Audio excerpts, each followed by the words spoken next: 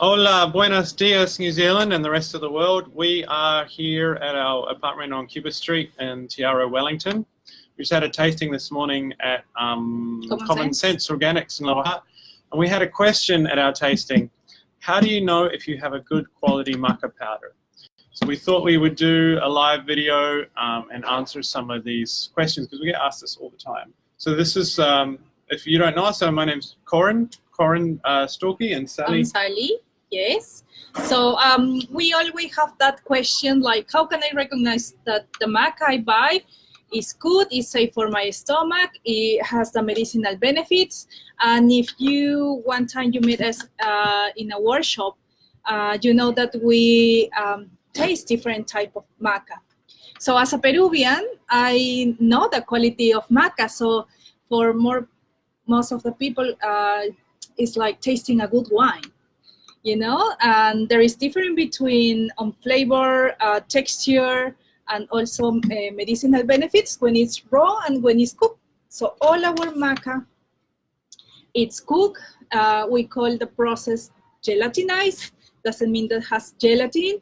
It means that is pressure steam. Yeah, so gelatinizing is it's always misconceived. Vegans are very scared when they see anything with gelatin on it.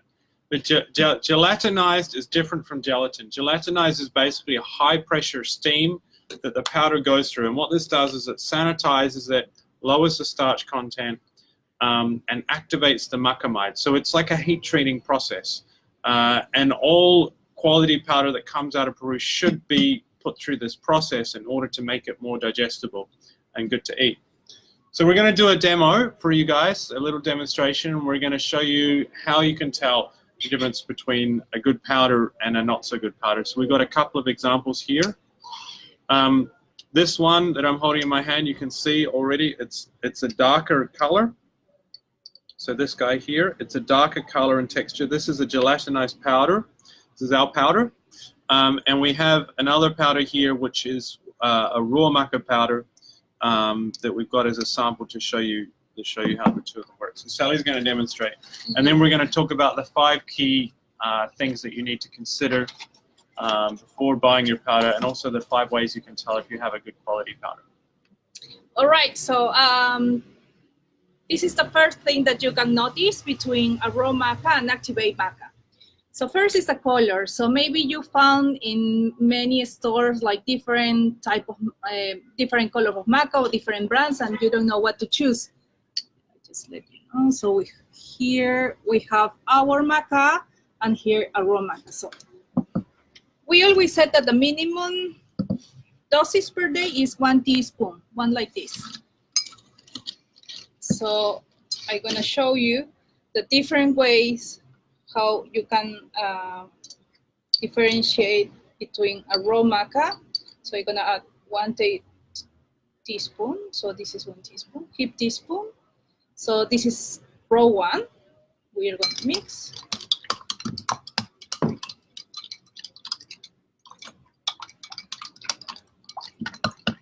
Very well. And well, you are gonna mix just with cold water. So I'm using here like the amount of one cup. Yeah. We always say as well, people ask us, how do you stop maca from lumping? The answer is if you put it in cold water. So if you're going to make a hot drink with your maca, the first thing you do is put a little bit in cold water like you would with a corn flour, and you make a paste, and then you put your boiling water on top. So for this demo, we're just using cold, but if you were going to make it in a tea, you would make a paste first with some cold water, and then pour your boiling water on the top. Of our maca, because the difference between a raw one is that you are gonna find a lot of sediment while you are moving and you are shaking the thing. So we are gonna leave this here. And now 1 teaspoon. So this is our gelatinized maca. So it's been already put through the gelatinizing process. It's ready to eat maca. And this is the type of maca that you want to be putting straight into a smoothie or a raw food, because it's been activated. It doesn't need to be cooked. You can cook it if you want, but it doesn't have to be cooked. The other, there is 5 things that you can can recognize a good maca. It's 5 of them. So this is ready to. So you can notice the difference here. So this one has a caramel, a very it's got like a deep brown caramel flavor. So I make, and this one, I don't know if you can see here, has a lot of sediment that is just settled down, and also have like a little bubble. Yeah. So the key differences as well are, if you look at the top of them, can you actually you hold them and I'll zoom it in. If you look at the top of them, you can see on our raw maca that we have this foam on top. So the foam is to do with the starch. It's very high in starch content, and you get this white sort of foam forming. In the middle, you have a suspension. So you have all these suspended particles of starch, and they're like little globules. So these are just indigestible starch, we call resistant starch. And it has no real flavor. It does taste a little bit earthy. And then in the bottom, you've got a big pool of sedimented starch molecules that are falling out. So the thing is, you don't want this in your smoothies. This is going to upset your gut. Yeah. And the other thing is, when you smell, it doesn't have like a good smell. The normal flavor of maca has an earthy caramel and sweet flavor, like a malt. So whereas this one smells more like, it smells very earthy, but it's almost tart, like citrusy tart. So when I mix our maca, here, like it's very homogeneous. Yeah, it's homogeneous. You don't get such big sedimentation, and you see there's no white foam on the top. And also, if you smell, has a sweet caramel flavor. So not many people know that with maca, you just add hot water and you can create beautiful teas. We normally infuse cinnamon and cloves. So this is how we traditionally consume. So here we have some. So you can really see the difference between the two. So this is this is the raw maca, and you see it's got the foam on top. It's got a lot of suspension and a lot of sediment in the bottom. This is the gelatinized maca, the pre-cooked version, and it's got a really nice deep flavor. And it's easy to digest. So imagine your digester this is like eating raw potato. Yeah. Someone's just joined. Nadine, hi.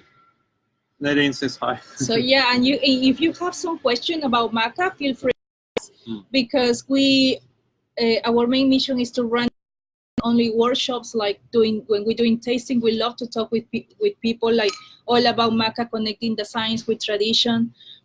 And also we would like you to enjoy a good quality maca. So the key things, if you guys want to test your maca at home, there's 5 key things that you have to understand to know you have a good quality powder. The first one is the color.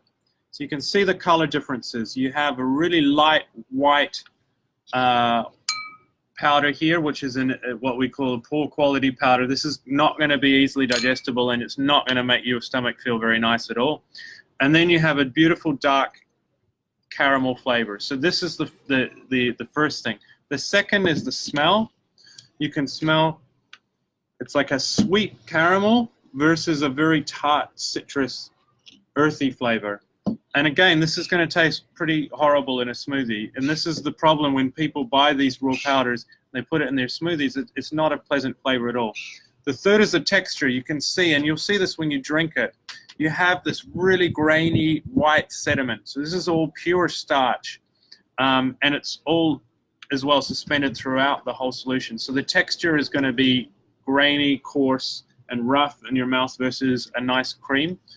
And smooth texture. Of course, maca has sediment, but doesn't have to create one of these things. Yeah. So.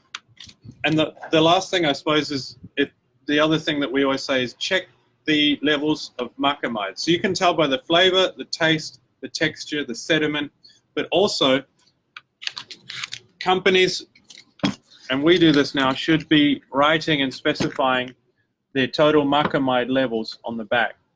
So macamides are the biochemical marker of quality. And we standardize all of our maca. And what we've shown is that there's a big difference between powders in New Zealand. We did our own independent analysis of 5 different maca powders that we sourced from a health food store. So we just went in and bought 5 different brands.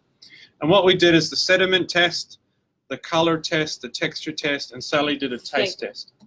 So we lined them all up. We blindfolded Sally and we said, tell us the best of the worst. And then we took those markers up to the university and we analyzed their macamide levels. And we found that the macamide levels were the perfect marker for quality. The best quality maca had the highest levels of macamides. Of macamide. So when you think of maca, think about macamides. I always said, like, orange is good for vitamin C, another vegetable for different other vitamins. Maca is good for macamides. So we don't eat maca because the other benefits that probably have, like a folic acid, like it's good magnesium. It's good magnesium, but the main component of maca is the macamide. How can you get that? By you carrying every single process, since when you planting, and also the whole production. And the other thing is when you cook, because traditionally we always cook maca to enhance the flavor, to activate the medicinal benefits too. So that's why our powder is cooked. So now you can show what we get from different maca. Yeah, so the analysis that we did, we looked at 5 key macamides and we tested their quality. And we had a cutoff measure. So we knew that beyond this percentage of weight, that the powders were not going to be therapeutic enough. In other words, they don't have enough bioactive components. And this is the graph that we constructed. So basically, what we showed, our cutoff line here is in red, is that out of the 5 powders we tested, ours had the highest level of total macamides, but we also had one other powder that was really good, which was this guy in the middle here. And then we had one that was kind of slightly therapeutic and 2 that were completely non-therapeutic on the bottom. And one of these in particular we found was, when we looked at the pattern of macamides, was most likely a powder that's been diluted down with starch. And when you get those kind of powders, this is what you can see. I mean, it's pure starch in the bottom. So this is not a good quality powder at all. And it's most likely been cut, probably in Peru, by a farmer or a broker or a processor or someone who's most likely cut it in half with some starch just to make their powder go a bit further. So this is something you need to be really aware of, that not all maca is created equal. If companies aren't going to standardize their macamide levels like we do, then you have to do your own tests. And this is why we've put together these 5 key steps. We're going to show you one more thing today. So what are we doing now, Sally? So I don't know if you already tried our extract maca. We have in a red and in a black form. We always said that it's a really good complement when you already take our yellow or cacao maca.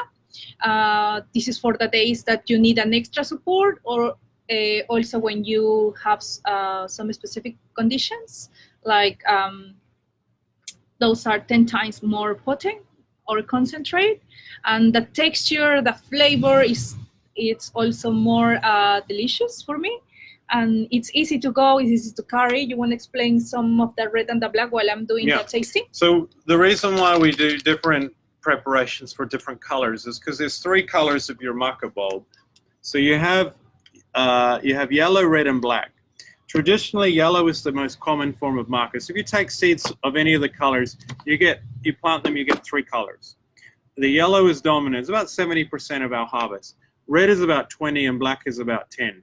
So the idea is you have your yellow every day, and this is what the shamans say, that you have to take yellow every day. This is why she makes it the most abundant. So she meaning the plant, the maca. Red and black are more sacred. So they're saved, they're spared for medicinal purposes. So you can see Sally starting to mix in her atomized powder now. And what we've done is we tried to simulate tradition. So we've made our red and black in medicinal extracts. So this is 10 times more potent. We've got 3 grams of each, red or black. And 3 grams is it's like 10 times more concentrated. So 3 grams is like taking 30 grams. It's a triple hit of your maca. The black is very rare. It's about 10% of the entire harvest. So if you think about we're taking maybe 10 kilos of black maca. Once we dry that maca, we get 4 kilos. And once we've extracted it, and we call atomizing, we're going to get 400 grams of this powder. So 10 kilos to 400 grams. So it's very, very concentrated. It's ideal for people that want more of a kick to their maca. It's for acute issues, and it's for chronic conditions and for specific treatment. So if you want to see which maca is right for you, we have charts on our website and in our book. And if you look at this, the difference is that there's no sedimentation at all.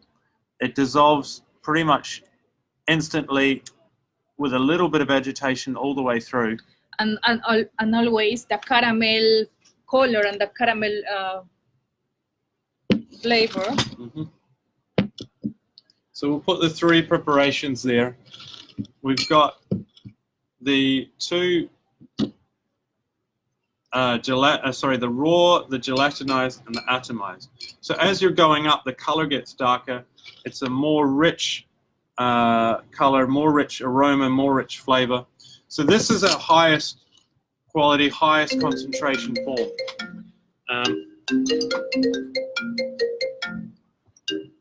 So if I found here,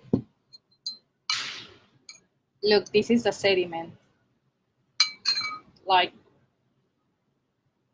this is the raw maca that has a lot of sediment that could be quite dangerous to the digester. Of course, maca always have like, but this doesn't have any sediments at all. So it's just got a nice smooth texture to it. And this one, that is the extract form, so it's ready to go. And also you can enjoy just with hot water. How's it taste? Is this our one? This is our gelatinized? Yeah. So it's safe also to drink just straight with water. So this one's very sweet. This is like a caramel flavor. And I don't want too much of this because I get... Yeah. So remember... This one's very tart. It's like very tarty. So that's why we found many people say, I don't like the flavor of maca, tastes horrible, and like, as I said, like making maca is like making a good wine, so can change depends of the quality of it. So 5 things that you have to remember is the color of the maca, always caramel color. The flavor of maca has a mild, earthy, and sweet flavor. The texture, not grainy. Also check about the sediments and the maca mites. So if you buy in maca, they have to tell you how much maca mites you are getting per serve. So ideally, if you're looking total maca mite levels, you want around about 60 milligrams, over 50 milligrams per day. If you're looking at independent maca mites, it really depends on the type of maca mite. But we standardize using total, and this is the way in which we promote that maca mites should be looked at. And also, we love to hear questions like, it's just 2 of us that we answer the question, so just feel free to share information and also ask questions about how you can drink maca. We have in our website 16 ways to enjoy your maca, and don't forget to also try these 2 new ones. There is a very high doses of maca. Remember, don't feel afraid about about natural products, because our maca give you the energy, the vitality, but it's not gonna accelerate your heart rate or your adrenals that like the caffeine does. So that's why we say like it's not like a stimulant. Mm-hmm.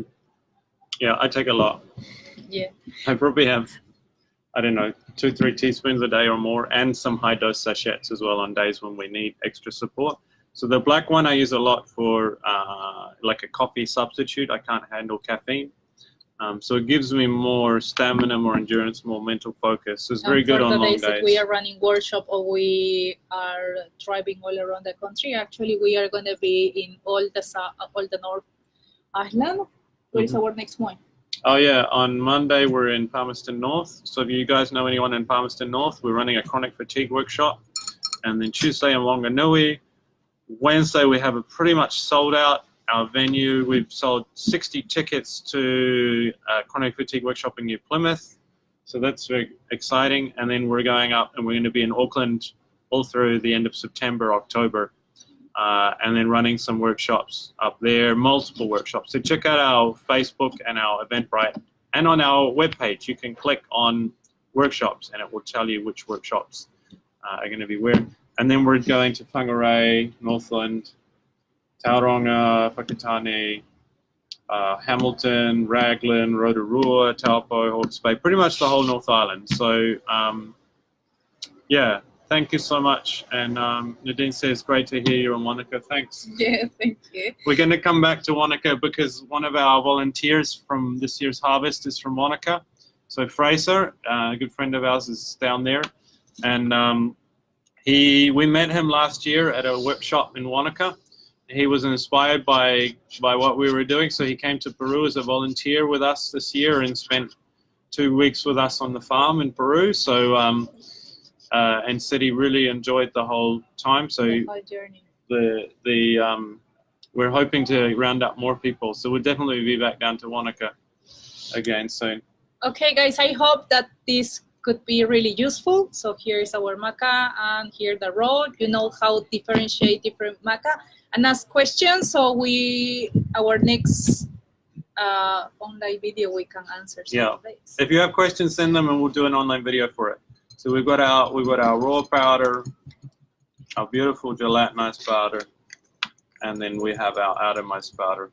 So now hopefully you're going to be more of an expert and you'll know what you're looking for when you go buy your powder. We'll see you guys next time. Thank you. Bye.